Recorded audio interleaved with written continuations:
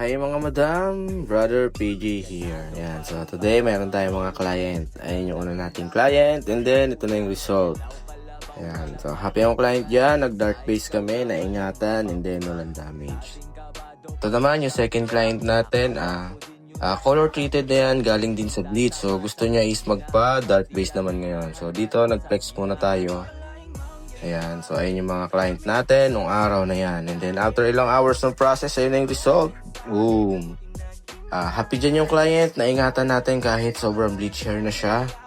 And then yun, ito naman yung pangatlo nating client.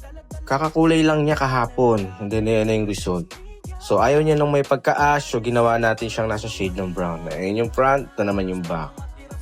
So happy dyan yung client, naingatan natin yung hair niya. And then ito naman yung pang-apat saka pang-lima nating client.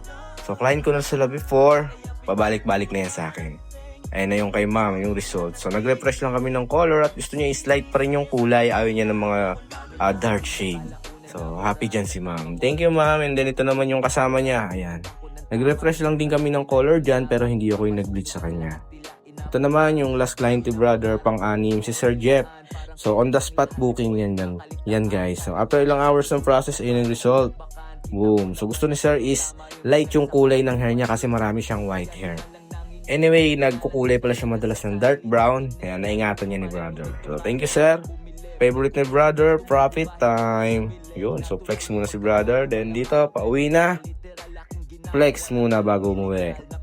So yun, anyway, sa mga gusto pala magpaayos ng hair by appointment lang si brother, PM nyo lang ako dito. So yun lang, thank you, bye bye. Lang nagbago, ganun pa rin, natuto lang, ganun